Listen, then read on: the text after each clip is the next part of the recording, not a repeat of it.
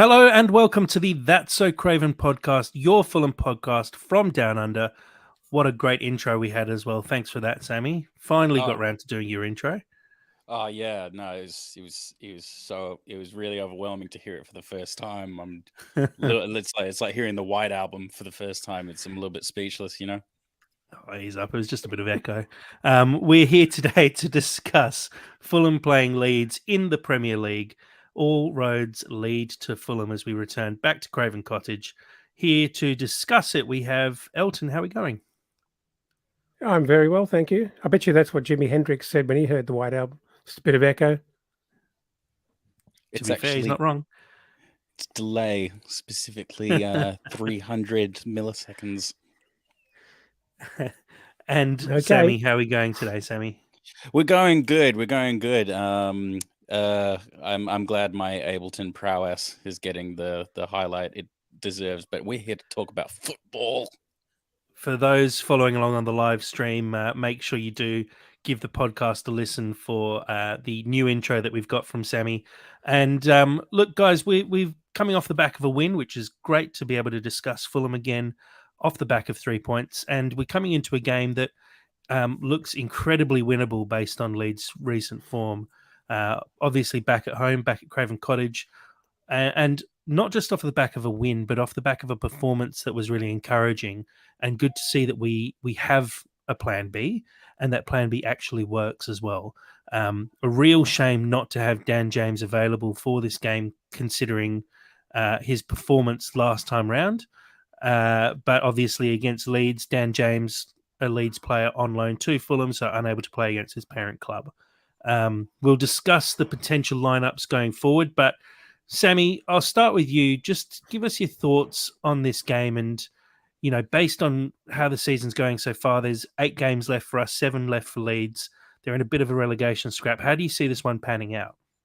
Yeah, well, Leeds got spanked by Liverpool really, really recently, and I did a little bit of prep work on them, and I did not know that they had conceded about 60 goals plus, and had one of the worst defensive records in the Prem at the moment. I think they actually have the worst. It is the worst by I Yeah. think just by 1 goal ahead of Bournemouth.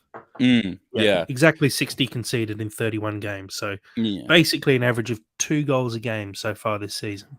yeah. They're not in a good spot. We are in a good spot at the moment. I feel that I feel that the how do you describe it? Like the pain of Manchester has kind of dissolved, and we've started seeing somebody new, and it seems to be working out really, really nicely. We've kind of moved on to this new thing that showed a lot of promise last week.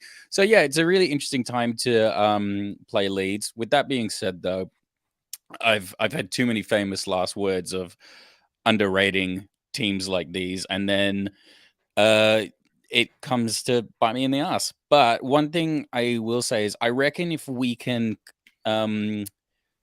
score early and if they can concede early, then I think their heads will drop, because every bit of evidence so far suggests that that's probably going to happen. But we have to do it first, you know? Yeah, it's a good point there. And Dad, before I hand over to you, I'll just read out the timings of this game. It's a slightly earlier start on Saturday, 12:30 p.m. in the UK. It's a 7:30 p.m. kickoff over here in Western Australia, 9:30 p.m. for our friends on the East Coast, and in the US, a 4:30 a.m. Pacific start and a 7:30 a.m. Eastern start. So an earlier kickoff, which is wonderful for us international fans who struggle through the evenings to be able to be in bed by 9 o'clock is going to be quite a joy, I think, which just shows my age. But Dad, really good point by Sam there. You know, we have come into the last few games really going, you know, we're playing a team miles down the table in a relegation scrap. We should be walking this. We saw against Bournemouth and West Ham that it's just not the case. Fortunately, we've bounced back against Everton and not let that become a habit. Do you feel like coming up against a Leeds team who've shipped now 6 against Liverpool and 5 against Crystal Palace in their last 2 games, 11 goals, do you feel like it's potentially a bit of a tough one because there's going to be a fair bit of resolve there because there kind of has to be. Otherwise, the floodgates are completely open. It's very difficult to pick, isn't it? And, let's go back just a couple of weeks, pardon me, where this Fulham side has had such a lot of success, must surely have just started to kind of doubt themselves a little bit in terms of their ability to turn this around. And even if they believed they would eventually turn it around, no one could really point to when and how that would happen. And now that it has happened, and it's happened through, a very different plan that has worked. That you can only imagine that there must be such a lot of excitement in the camp and relief to a degree that they've found a new formula. And I reckon they're probably incredibly excited about going out to play football on the weekend. And we're very, very fortunate that you'd be concerned if your next fixture was Man City after that Everton game, where you tried a new formula and it worked, but now you hadn't perfected it yet, and you had to come up against a really tough opposition, which is sort of what happened at Brighton. We tried something different. We hadn't perfected it, and they were a good team. And I feel like we got a little bit gun shy having tried it against a very good team. It put us back in our box very quickly. They worked it out. They were technically good enough, play man for man, to shut us down very quickly. And even though that was potentially was always going to be an option for us, we didn't have the run of fixtures to give us the free space to actually go and do that at fairly low risk. And I think Leeds, as a follow-up to Everton, notwithstanding the fact that they should be really coming at us and scrapping for their lives, they're not doing well. They just got smacked by Liverpool, and we've got something really working for us. I think that's a very difficult fixture for them. Go on, Sammy. I was about to say, we just sound like real proper journalists right now. We're getting good at this. No, it's sounding no. real smooth.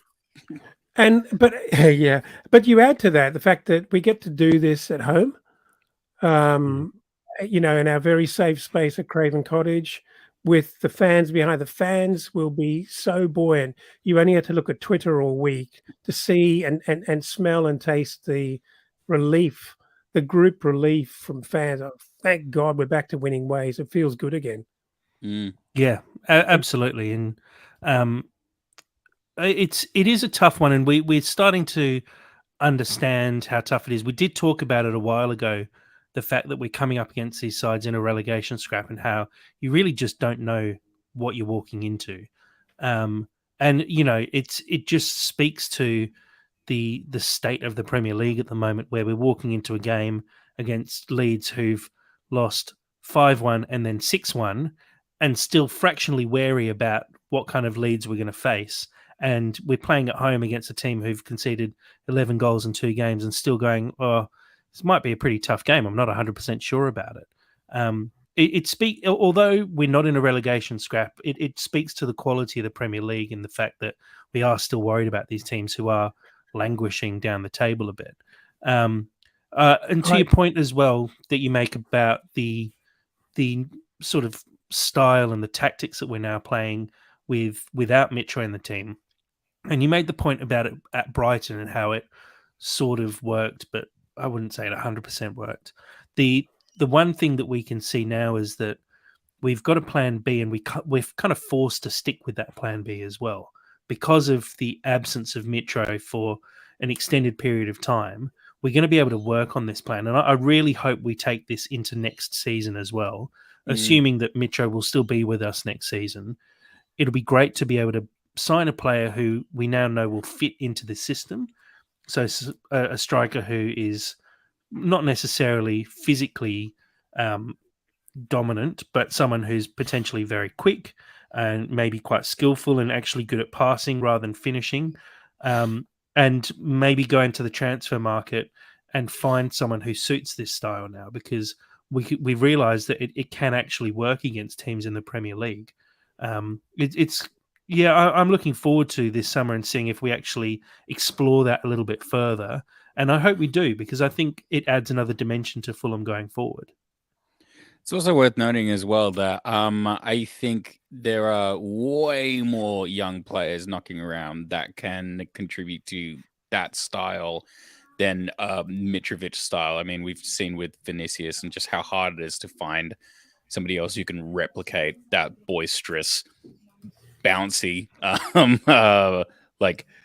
really hassling defenders player that isn't upwards of like 60 mil. Yeah, I mean, go on, Dad. Yeah, I think the other thing to articulate without murdering this point, because we seem to be talking about it quite a lot, but I think there's two parts of this, isn't there? It's easy to be critical of what happened at Brighton, and Brighton reacted well and shut us down and didn't allow us to play that system. But I think, in fairness to Bobby Decordova-Reid, who was given the job up front at Brighton, the rest of the team, or the midfielders, didn't actually support him. They didn't execute very well and deliver the ball to him. And what was really encouraging to see, beyond the concept of that style of play, we actually delivered the ball to Dan James. Yeah. Most of the time. And that means, it begins to mean that if the concept works and the rest of the team can play well to that structure, now you've got the freedom and ambition to go and find better versions of that, like the way I worked that in. But you can, because there's no certainty that Dan James will stay. I mean, I've already booked his Uber, but there's no certainty that he will stay.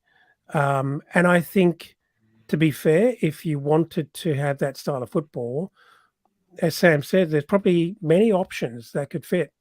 But we've actually at least played our first hand in demonstrating that we can actually service that style.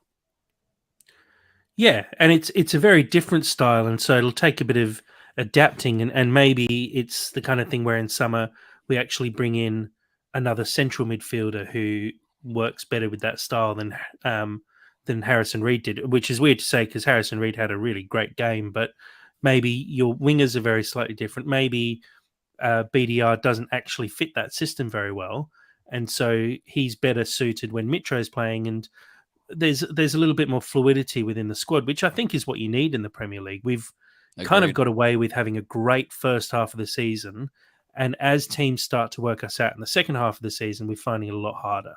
So I actually think, even though the way that this has been forced upon us hasn't been ideal, it's actually going to work in our favour in the long run, which is perfect for us, really.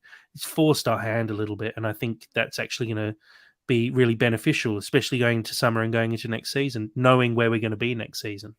Let's have a quick look at the last 5 games for both sides. So obviously Fulham with the 1 win against Everton and then the 4 losses there, the West Ham, Bournemouth, Man United and Arsenal losses.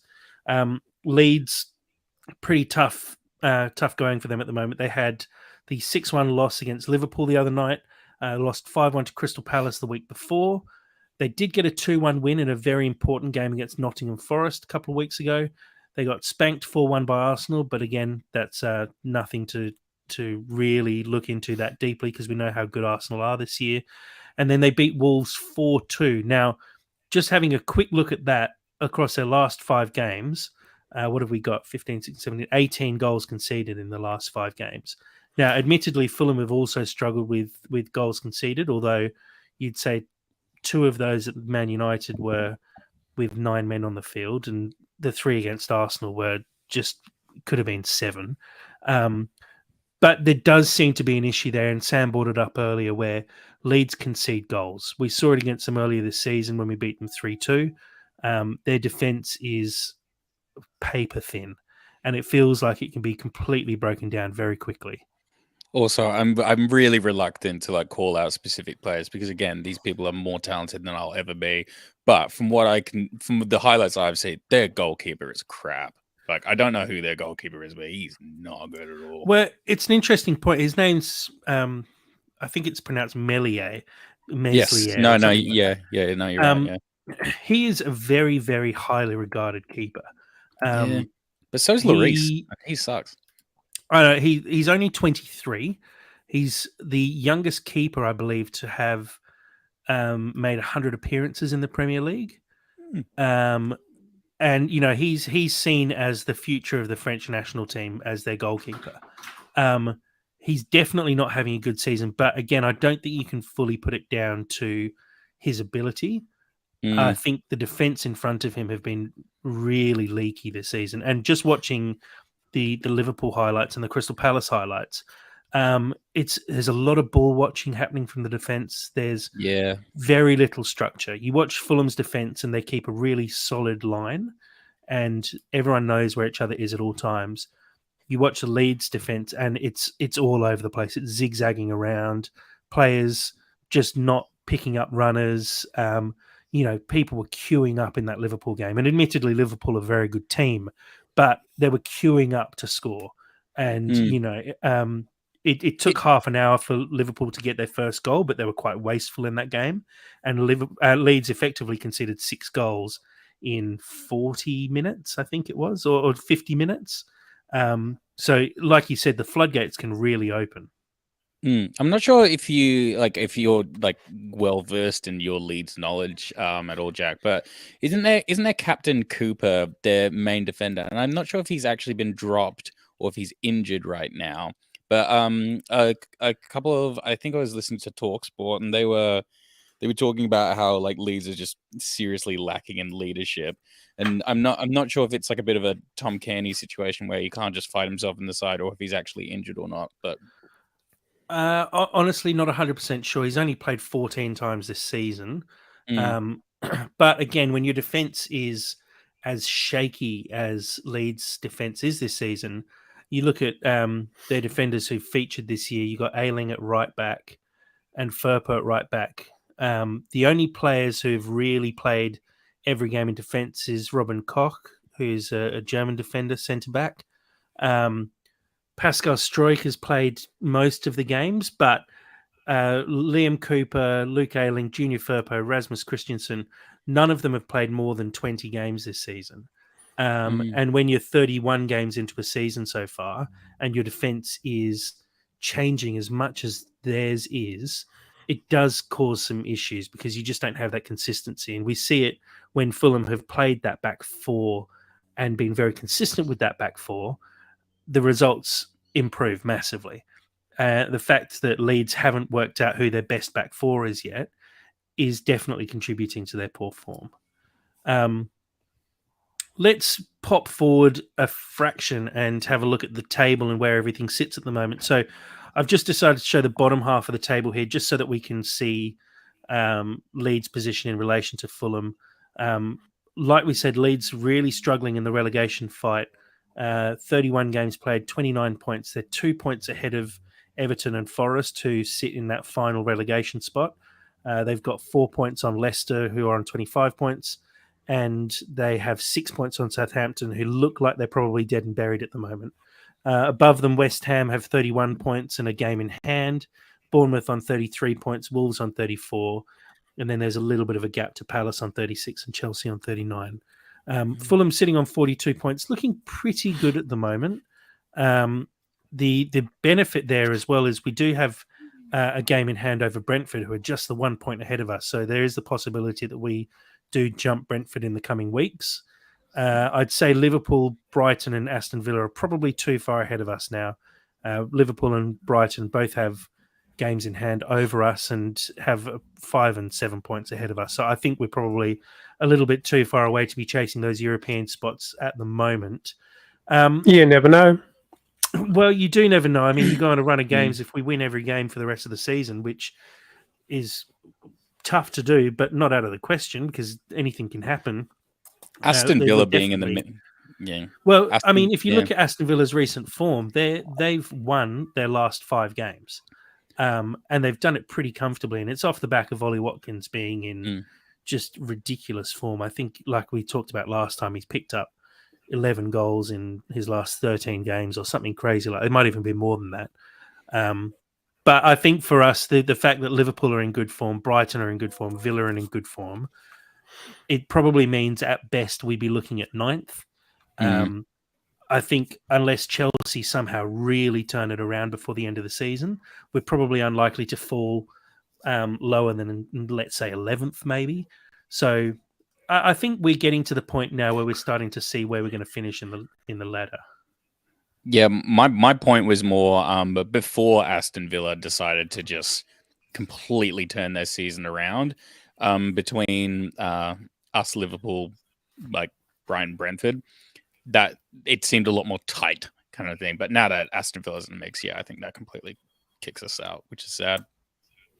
Yeah, but it is a shame. But at the same time, it's not exactly like we're having a terrible season, or that 10th spot isn't a really good finish at the same time. Totally. Dad, looking at the table there, we've seen Bournemouth, West Ham, and Everton in the last few weeks. We're getting a pretty good run here. Do you feel like we should be making more of our opportunity at the moment? Well, we clearly should have done better against Bournemouth, and that was a missed opportunity. But unfortunately, and it is about when you meet these teams, isn't it?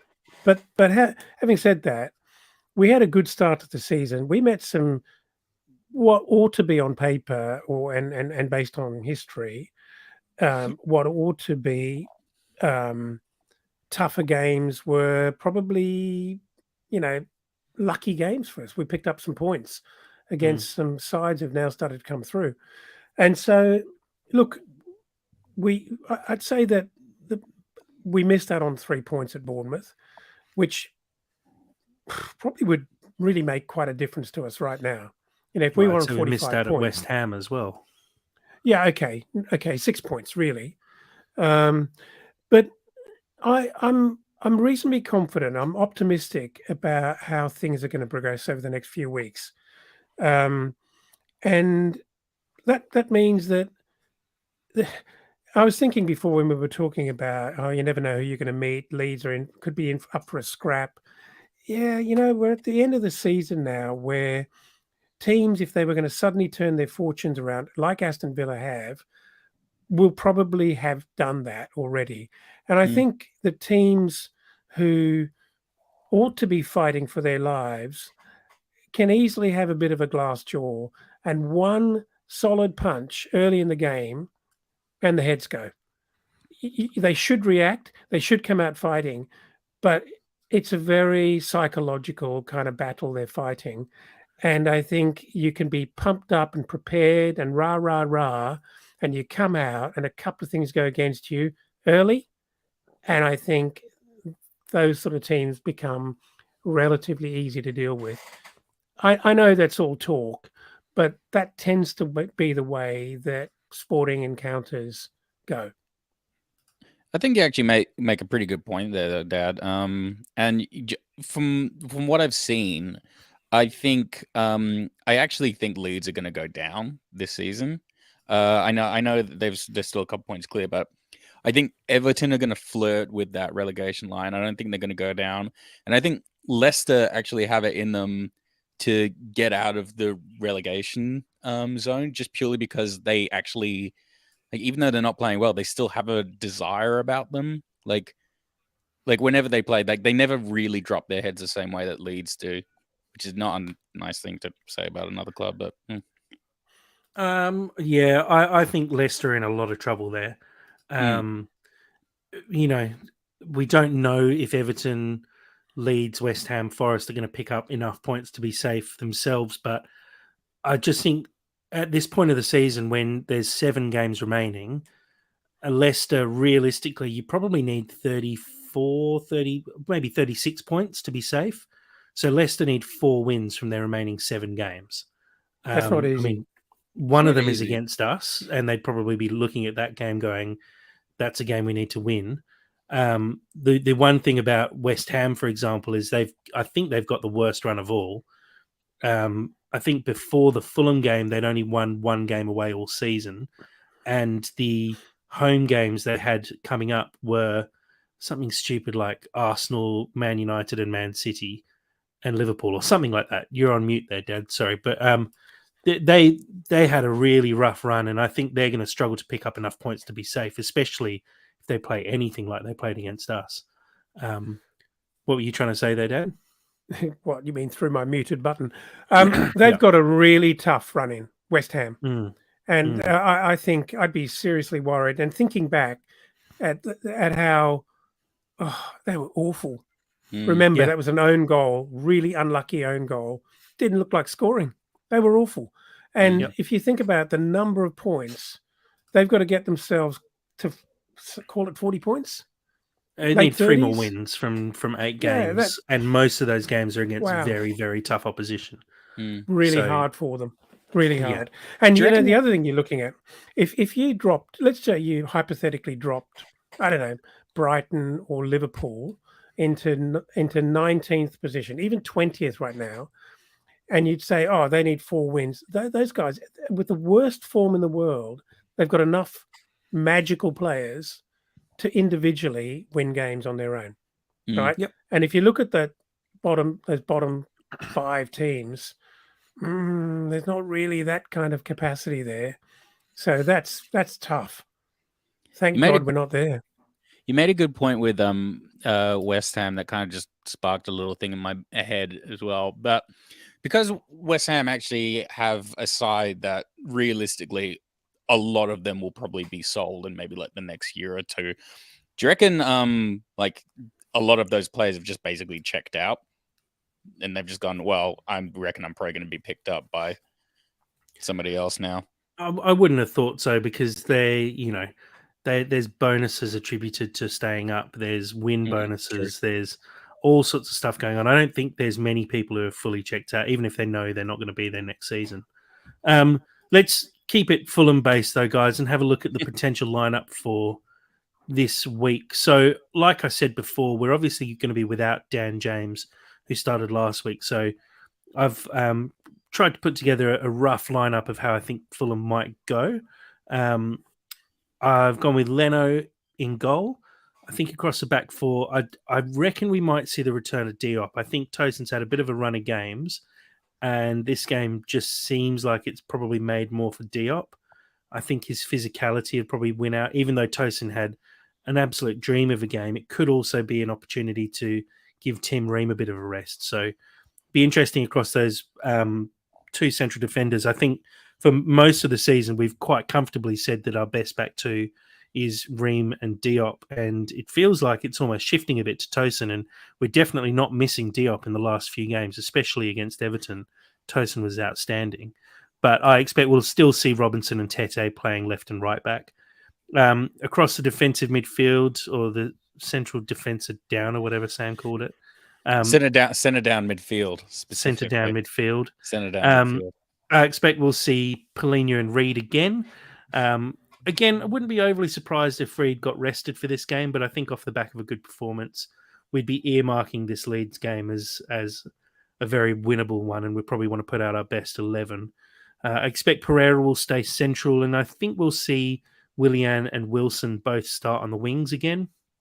Up front, it's a bit of a toss-up for me between Decordova-Reid and Solomon. I think Solomon's probably got that little bit of extra pace over Decordova-Reid, and if we're going to play a similar system to the one we played for Dan James, I'd expect we'll see Solomon start up front.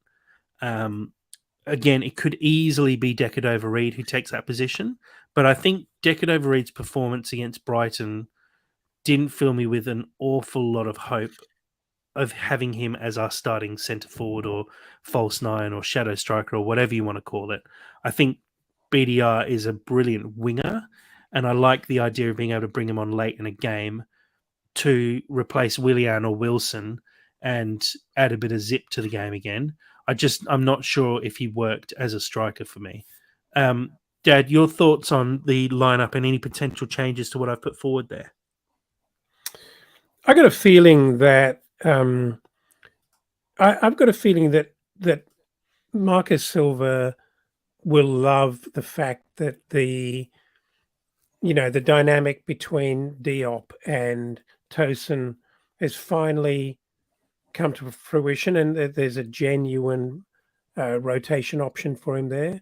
And I think he might just persist with Tosin, who probably needs the confidence of a few games to really sort of solidify his place, if that's in doubt. Because I think he's a real confidence-based player. So I think you'd almost give him another game against a weak opposition where he can continue to dominate and kind of go into that last half dozen games of the season really confident, itching to go against a Diop that you can bring it at any time, and he'd probably do a very reliable job for you. So, and I'd be supportive of that because I think he's in cracking form at the moment. So I think you let him off the chain and do that. Reed, boy, if anyone looks like he needs a rest, with every blow that he cops to his legs and every cork, he just looks like he's a moment away from getting stretchered off. And, he's just like, he looks like he's at breaking point with his body because he's actually put in such a shift over the whole season. And you feel like you really, really want to give him a rest. But I think he and Polinia work so well together, you don't want to mess with it. Not that Lukic is not a really great option, but it works very well, and it is the guts of what's been really effective midfield for us. And I think he keeps his position. If he can put one foot in front of the other, I think he keeps his position.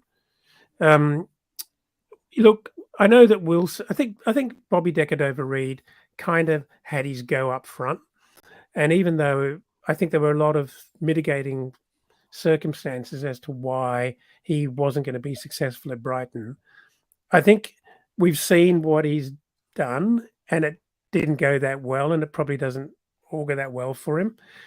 The other man who was potentially touted for that false nine role was Wilson, but Wilson, having suddenly now come back to form on what is his best position, clearly on the wing, I don't think you move him. I think he starts. I think you leave him where he is.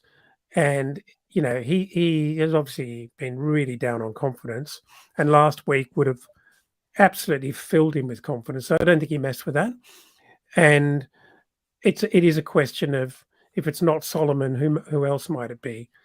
It can't be Vinny. No disrespect, but it can't be him.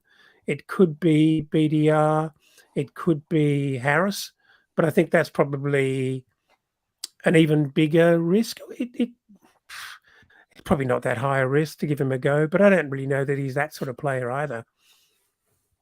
He's probably more that player than Vinny is. I mean, the other option is, do you bring in Vinny and maybe adapt the game even more to actually suit what Vinny does?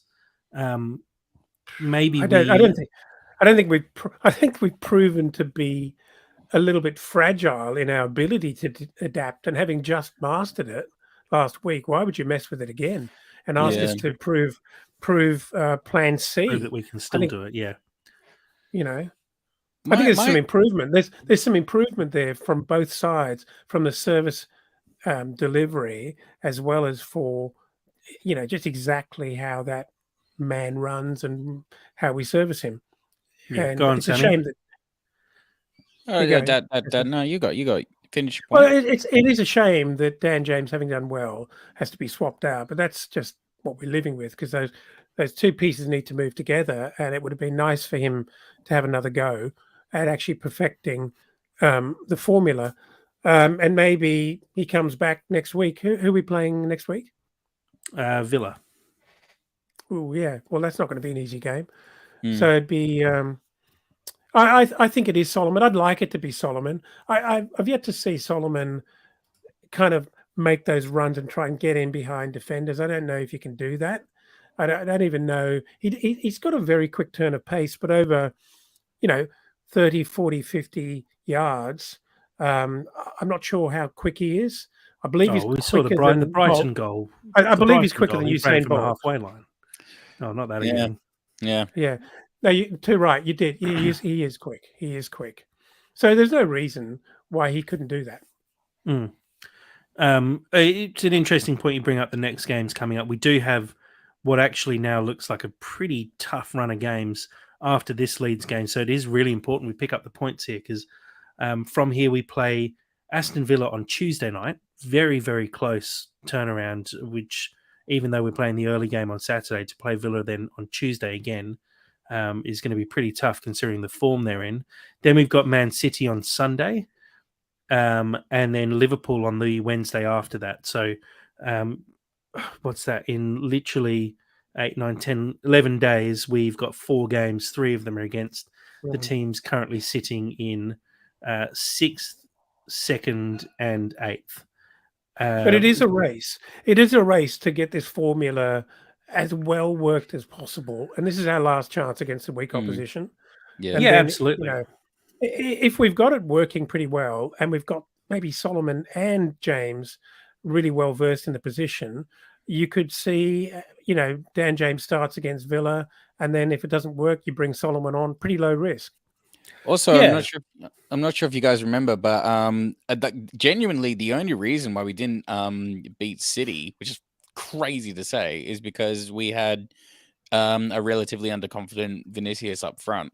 So I don't know if the stars can align and we can get another red card out of City. But if we've got a well-worked system, that's a really interesting game. Well, I think I could. I I'm think probably it's a happy bit to write too that far, one I off. think. Let me dream. Let me I'm dream. happy to Yeah. write that one off pretty early. There's a lot of stars have to align, I think. I reckon I could almost record the podcast now for 3 weeks' time. Get ahead of schedule a little bit. Let's have a quick look at Leeds. Now, this is how they lined up in the last game. Slightly, I made one little adjustment here, which is what a lot of the Leeds fans were asking for, and I think what we're likely to see on the weekend. In goal, we have Melier. Across the back, Christensen, Koch, Struik, and Firpo.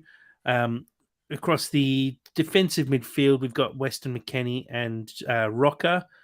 Then we have Harrison, Aronson, and Sinistera. And then I've gone with Noto up front. He's a young French striker, very, very well thought of. He is a good eye for goal. And I've seen a lot of Leeds fans crying out for him and saying, why on earth are we not playing him up front when he's one of our best players? Didn't he play a little bit, a few minutes against us? Yeah, I think so from memory. I'm trying to. I think he did. I think He did. I because think he I seem to remember looked him. pretty handy as well. Yeah, he did look handy. Yeah. Sinistera from memory, like Sinistera is pretty dangerous. Like, yeah. He didn't play against us. You're thinking of Didn't he still? Crescenzio Somerville, who is also not getting a start in this side, who's a very handy player. But Both it's what we're ends, seeing yeah. from it's what we're seeing from Leeds at the moment. There's not much stability. They're picking a different team almost every week. So I feel like this is an opportunity for us to potentially walk away with a similar sort of victory to the Everton game, where we dominate throughout, hopefully. And I do think, Sam did touch on it before, I feel like Leeds have the ability to just completely crumble. Once you score that first goal, and you saw it against Liverpool, Liverpool were wasteful. But as soon as Liverpool scored that first goal, it all turned to shit, to put it pretty simply. It was 0-0 after 34 minutes and 2-0 within 10 minutes at half time. And then by the 70th minute, it was 5-0 or 5-1. Sorry. Leeds did strike back, but the only reason Leeds scored a goal was because of some really poor defensive work and a real bad error from, I think it might have been Fabinho, just gave the ball away to a Leeds player on the edge of the box who had a one-on-one and just had to finish from there. Leeds and Sinistera almost missed it. He chipped the keeper and just snuck in the post. It's going to be a really interesting game. I'm personally hopeful that we do put in a similar sort of game style that we saw against Everton, but just with a few extra little tweaks, because I think it looked really good and we had some really good movement. We created some really good chances, but I think there's still a little bit of tweaking to do. One positive for this weekend is the return of Marco Silva to the dugout. He's served his 2-game ban. I believe that means he'll be back for this game. I'm not 100% sure on that. I think that's right, though. So, obviously we saw with Boa there, he still did a very good job, but I think having Silva on the sideline and the passion that he adds to the game, and the ability to just quickly send messages out to the players and understand the way we move is going to be a big boost for us as well. So I'm really hopeful that actually pushes us over the line here. So guys, I think we're actually flying through this episode for once, which is wonderful. So to finish up a little earlier than usual, we have Cottage Cheese, and it's a bit of a change this week because Sam has one job and he didn't do it. No, I'm not having this. Not having this actually, because I said I was ready to get one done, and Dad was like, "Oh, I've got one." So I was like, "No, you know what? I like the idea that somebody else can contribute to this." So I've graciously allowed this to happen. Cop out.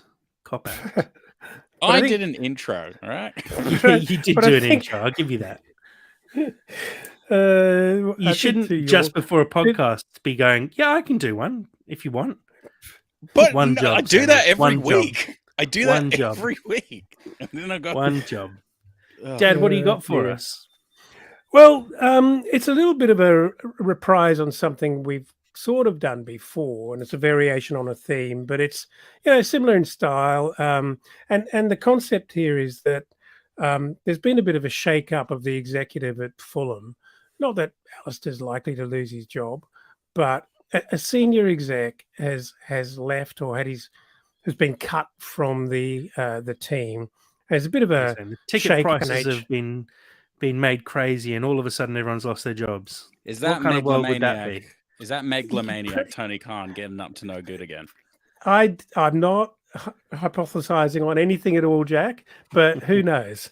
There's been an uprising. There's been they've suggested the fans can eat cake, and it's all gone to shit. Something ridiculous, like a £3,000 ticket or something that would just never possibly happen in football. That's right, and a few people have lost their job. Senior people have lost their job, but what's actually happened is caused a bit of a walkout, and there's a whole bunch of people in key roles that have left at Fulham. And so suddenly we find ourselves with 5 pretty key roles to fill, and they're going to have to be filled on a part-time basis by some of the players out of the squad. Okay. So the first position that's up for grabs is the head of the academy, and the 2 names have been put forward, and one is Tosin Adarabioyo, and the other one is Harry Wilson. And who are we going for? Who gets a second interview? Tosin. 100%, and I'll tell you why. Tosin firstly has swag and would definitely be able to hit with the kids. He is hit with the kids. I don't know if you know, but Tosin actually has a YouTube channel or a TikTok. I can't remember exactly what it is, but Tosin is into collecting football stickers. Oh, nice. I love that. Guarantee that man would be a lord amongst those 16 and 17-year-olds who's spending half of his salary every week on buying football stickers. Who is the other option? Who is the other option? Harry Wilson. Harry Wilson. Oh yeah, they bully Harry Wilson, wouldn't they? He does have school teacher vibes, though. I'm going to pick Tosin. I genuinely think Harry Wilson would probably be a better coach, but you cannot tell me that they wouldn't just bully the living shit out of Harry Wilson. Like he's not like he doesn't command that. Like, I see him being like, "All right, guys, come on, like let's do some drills," and they'd be like, "Nah, go away. We don't like you, Harry. We want to play with Tosin and his cards." Okay, interesting perspective. I didn't think that would actually get that much. It's the beauty of cottage cheese. It just yeah. Now this one's really concerning because it's a core part of the medical team, and but not the physios or the doctors or the rub down specialists that you think of, but it's actually the club psychologist. And who we're going to give this role to? And there's 2 people that have put their name down and their hand up. One's João Palhinha, and the other one's Alexander Mitrovic. Oh my God. I mean, I would hate to be in Mitro's head. So I would hate for him to tell me what's going on in my head. So it's got to be Palhinha for me, just to avoid a therapy session with Mitro. Actually, Terrifying. there is a fantastic. I'm not sure if you guys follow João Palhinha on Instagram, because I obviously do, and there's a fantastic picture of João Palhinha in a cream tight Yep. It's a turtleneck. gif. It's sensational. It's one of my favorite pictures of all time, and just based on that picture alone, I will trust João Palhinha with my secrets and shame. Yeah, it's more that I don't think anyone would be comfortable opening up to Mitro. He's too terrifying. Okay, now we've got something a little bit more homogenous or generic. Fulham community relations. Pereira or Kenny Tete? Oh, I'm going Kenny Mhm. Tete. Kenny Tete's likable, man. Not to say that Pereira isn't, but like Kenny Tete is hilarious. Have you seen like many like press conferences or interviews with him? He's delightful. He's delightful. I So I'm thinking skills of diplomacy here. Could be handling Tete some for me. I just couldn't say Tete, no. man of the people. I couldn't say no to Tete with anything. I could say like there you go. if Pereira wanted to like raise tax or something like that, I'd be like, come on. Where if Kenny Tete was like, all right, it's going up to like 12%, I'd be like, ah, you. Yeah, right. Man of the Okay. people. Nothing gets past him. Again, the next but last one is maybe not that important, but I think highly important. Head chef at Motspur Park, Anthony Robinson or Issa Diop? I don't know why, but I just see Issa Diop just being a phenomenal chef. I don't know why. It's French. It's French. Well, there you go. Yeah, that totally rings true. I can see like Anthony Robinson in a like chef's hat, just looking confused, and I don't want him near sharp objects. I'm going with Diop because I reckon you'd save on hairnets through the season. Okay. And the final one is, and you might think this is unimportant. The other ones seem like fairly high profile jobs, but every week, home or away, the team arrive in the team coach. And sadly, one of Alistair's best mates is the coach bus driver. So he's got to be replaced. Okay. Right. And we're going with two options. We've got either Tim Ream or Carlos Vinicius. Can I ask what happened to the previous bus driver? Did they like take him out the back shed and were like, we love you, but it's your time now? Or was it just like a polite? No, he walked. He walked. Oh, he walked. He walked in disgust. He walked in disgust. Oh, wow. Tim Ream, $3,000 ticket prices. That changes everything. All right. So if he walked out in disgust, I'm going Tim Ream. If we like casually just kind of went, no, it's not you, it's me, and then just kind of just put him down like an old dog, then I would pick like Vinicius, because I would like to see Vinicius. You know how like when somebody like old at your work leaves, and then they get like a new person with like energy kind of like replacing that. That would be my reason. Remember this guy. This guy's got.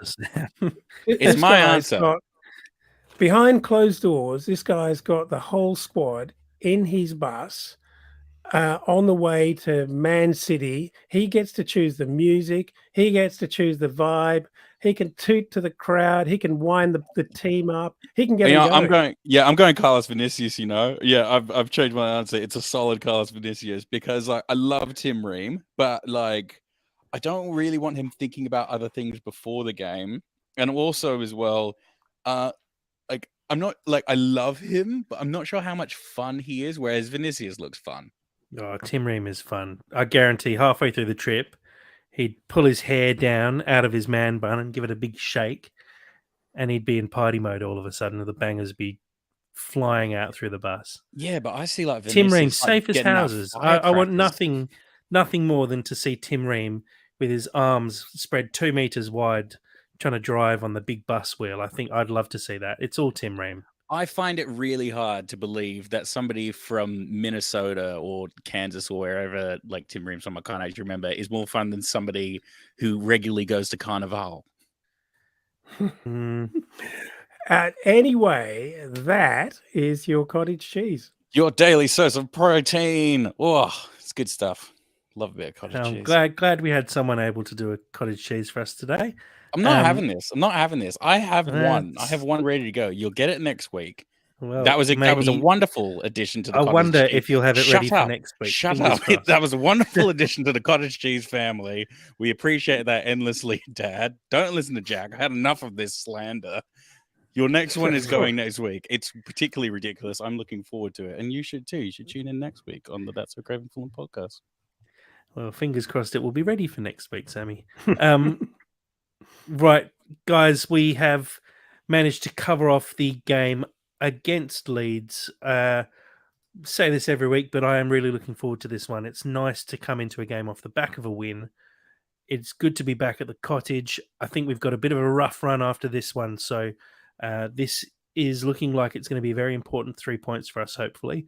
And again, I'm actually excited knowing that we are making changes and looking at doing things slightly differently makes this upcoming game even more exciting, because I think I'd like to see what we do, because we have to make changes again. And it seems like we're being a little bit more fluid than we have been previously. So I think it's going to be a really good game on the weekend. I think Leeds are going to be up for it. So it's really important that Fulham start well. So fingers crossed for a good performance and 3 points that goes with it. So, guys, before we wrap up, Sammy, a big thank you for joining us tonight. Thanks for having me outside of all the slander and attacks. It was lovely to be here. Yeah, let's see if you can be prepared for next week. And Dad, thank you for joining us. Yeah, I'm pleased to be back, and I had a meeting with legal counsel this afternoon, and he's asking for best contact details for you both. We've already settled out of court. We're all good.